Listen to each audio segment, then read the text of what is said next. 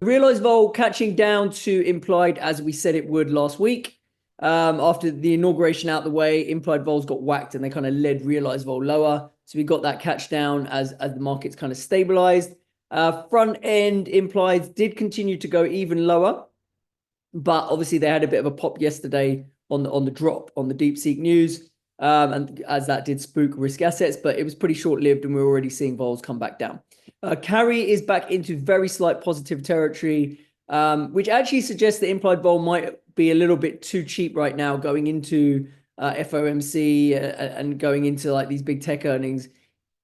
You know, it's probably well priced, but gun to your head, if you had to do anything for FOMC for tomorrow because of all the events tomorrow, probably buy a little bit of gamma rather than sell it, right? If you had to. But on a more sort of medium term basis, I think generally, I think crypto's trading in a bit of range. I don't think we're suddenly going to break out from 110 on the upside or below 90K on the downside. So we kind of seem to have established a bit of range right now. From the OHLC charts, you can see, right?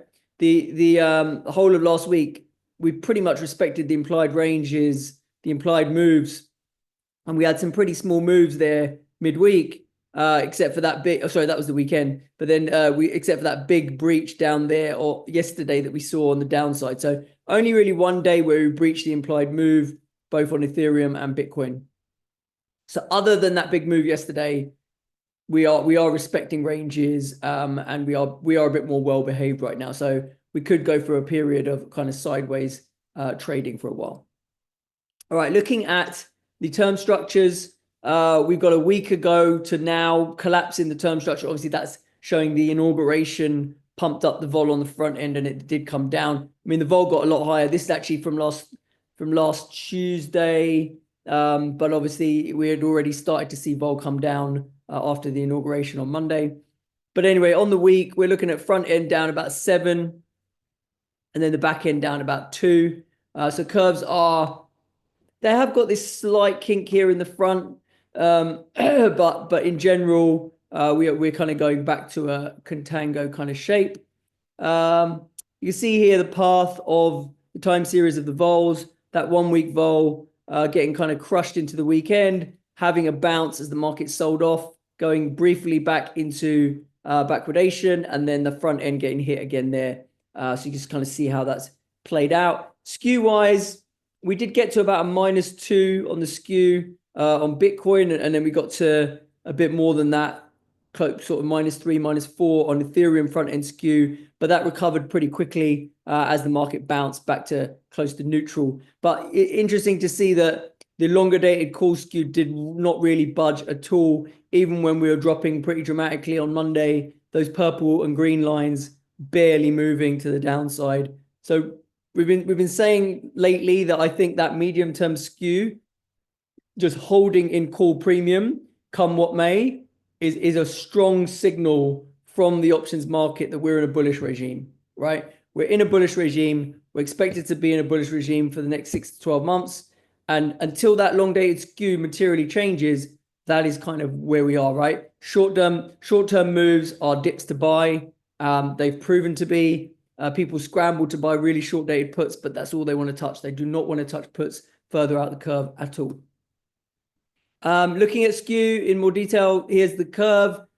So you can see that collapse into contango. About a week ago, we had a 4 vol call skew in the front, went down to slightly negative in Bitcoin, and similar story here. We had a much higher call skew a month ago. We were only about 2 vols call skew about a week ago in ETH, and now we are slightly in put territory. But as you see, once we get out to March, we're back in 4 vol call premium across both the names, and that is an ongoing thing. It goes to up to about 6 vols in the long end. That's where it peaks out. And so yeah, that structure, I'm not going to I'm not going to go on about it, but it's pretty consistent, and it is giving us that same message. ETH Bitcoin spot approaching not too far from the lows again as Bitcoin recovers from the sell-off and ETH doesn't recover quite as quick. ETH vol did outperform. You can see front end ETH now at 12-ish relative to Bitcoin, whilst the back end kind of settles in at around 9. That relative skew curve is pretty flat. out to say June, where it then starts to go in favor of call premium for Ethereum, which trades about 1 vol over Bitcoin call skew in the long end. That's kind of it for the relative value. Like we have been saying, we thought Ethereum vol was a bit on the expensive side. Obviously, it did have some good gamma this week, so it popped again, but that back end there isn't really budging much. In general, I mean, I'm not going out and selling loads of longer dated Vega on Ethereum or anything like that, but in general, you know, I think I want to come from this whenever we do see big pops in vol, if we have got like a vol premium of over 10 vols for Ethereum over Bitcoin, then it kind of is quite attractive, looking quite attractive to sell ETH vol and fade it when you get those spikes, basically. Hi everyone, thanks for making it to the end of the video. Remember, this is just a little taster of what we do at Options Insight. To get access to all our research, including my in-depth vol market insights, flows and positioning report, and my portfolio trades, and a whole lot more, you can sign up at options-insight.com. I'll see you soon.